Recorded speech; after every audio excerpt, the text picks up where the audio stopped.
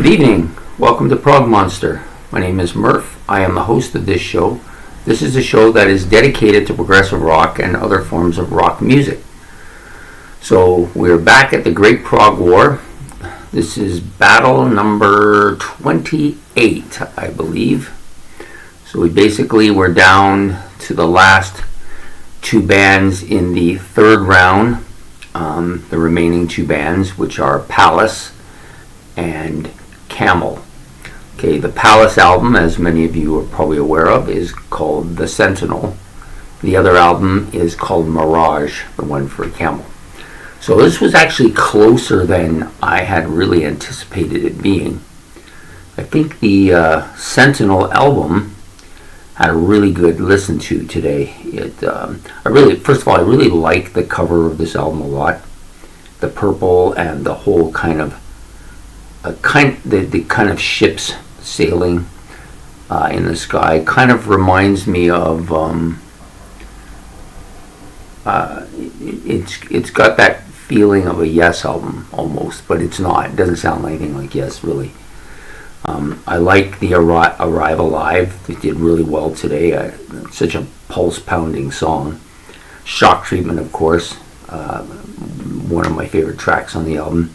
And the other song that I really liked, just trying to move this down a bit on my new computer as I'm using it. I'm getting better with it. I like the song Atlantis, the one towards the end of the album, and Ask for Infinity. All did pretty well today. Strong outing for the album. I think it would be better if I had the album and could actually play it on my stereo system. But it's not at a disadvantage here because of that, because the other album is also having to listen to it online as opposed to owning it. So yeah, a strong outing for it. It's very good keyboards on the album. Well, the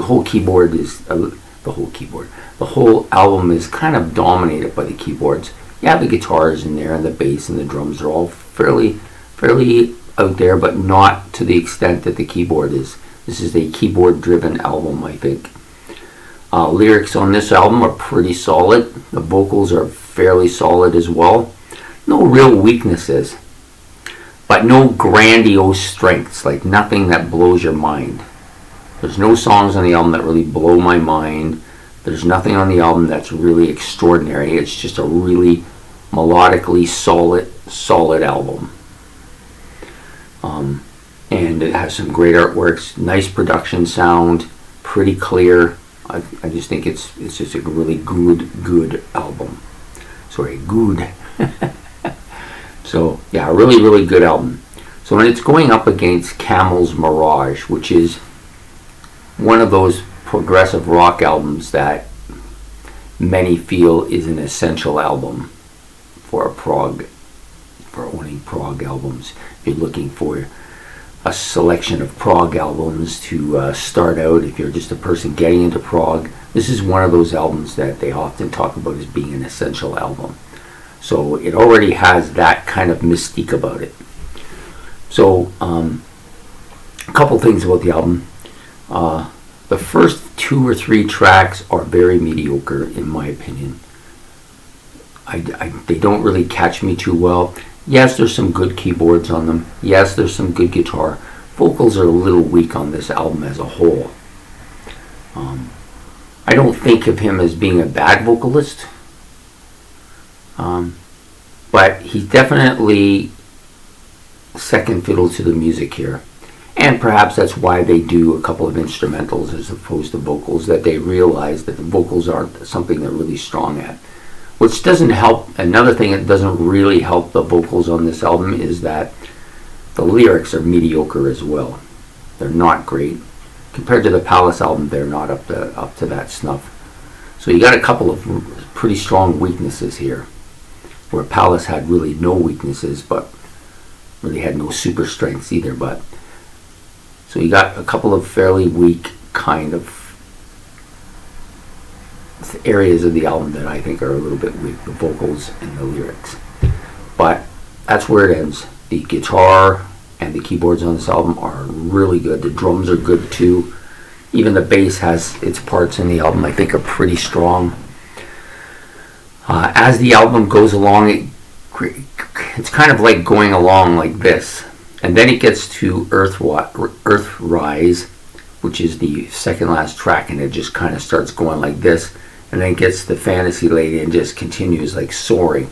So the album just takes off when he gets to those two tracks. Those two tracks are by far the best two tracks of the two albums I listened to today. Earthrise, really catchy, really intense to listen to. Love this song a lot. Fantasy Lady starts out a bit weak but gets really strong. Guitars on this are off the deck as far as I'm concerned. Better than anything else from the two albums, easily. Keyboards, even though they're kind of Moog, or not Moog, what was I saying? Moog. Hammond organ. I'm not a huge fan of Hammond organ. I should say I'm not a huge fan of this Hammond organ. There are some Hammond organs I like quite a bit, and some players who I like their Hammond organ. Others I'm not so crazy about, and it may have something to do with the music they're playing, or perhaps the particular song they're playing, or the fact that they're too far out in front. But other bands, the Hammond fits to me perfectly, and I like it a lot. But for this album, I'm not as big a fan of the Hammond organ, although his keyboarding on the album is really strong. Like, he is really good here. And I just think, so you got one album, pretty much what it comes down to is you have one album that is solid all the way through, no really bad, no really up and downs, doesn't go like this, doesn't go like that, just kind of smoothly sailing along at a fairly high level. So if this is the medium point, it's up here sailing along.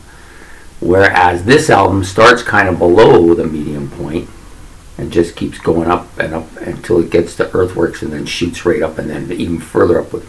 So it's way up there. So those last two tracks are better than anything on either of these albums. And sometimes that's enough to win, and sometimes that's not enough to win, especially if the other album happens to be very good, which in this case Pallas is.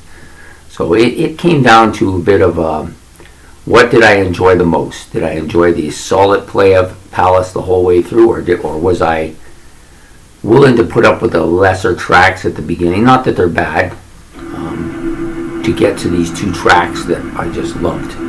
And to be honest, today, that's what I want to accept. I have to accept the fact that those two tracks are so good that they could beat Pallas by themselves without the aid of the other three tracks. Anyways, you know, their weakness, the Camel weaknesses are overlaid, I think, by the strengths. The strengths are really good here. The written material for those two songs, the guitars are off the charts. The keyboards are solid, really good. Vocals not so good, but everything else is just fantastic. And so just by that sheer force, it has to win. But it doesn't win by quite the margin I thought it was going to blow this album out, and it didn't. So Mirage, though, for Camel will move to the semifinals, one of the final four, and the Pallas album will go by the side. But definitely an album I must have. As I've said this with Eloy's album, and the albums, the last half dozen albums that have come through have all been really strong albums. So now you're getting to, instead of one strong album beating out a weak album, you're now getting two strong albums and one just edging out the other one. In this case, it was Camel winning. So now we're left with the Genesis, Camel, IQ, and Gentle Giant. I know people are going to have their odds-on favorite to win here, but I'm not guaranteeing nothing. I didn't guarantee Rush to win it, and they didn't. I'm not guaranteeing that Jethro Tull was going to beat that album, and it didn't. So I'm going by how I feel today. If Pallas had a little bit more, just a little bit higher, could have easily won this one. So anyways, we're going into the final four. I hope you liked this video. So if you did, please like, subscribe, it's on the side here, and then make any comments about the two albums that you wish to. Interested to see how other people feel about the albums. You know, I realize that sometimes I'm a little bit off base on stuff and a little bit out there on my choices, but they are my choices. I'm the one that's got to live with them. I'm the one that's listening to it. So again, I hope you enjoyed it, and we will see you tomorrow. Well, this will actually come out in the morning tomorrow on the 29th, and then we only have the 2 semis and the finals to do. So I hope you've enjoyed it up till now, and we will see you then. So have yourself a good night. Take care. Bye.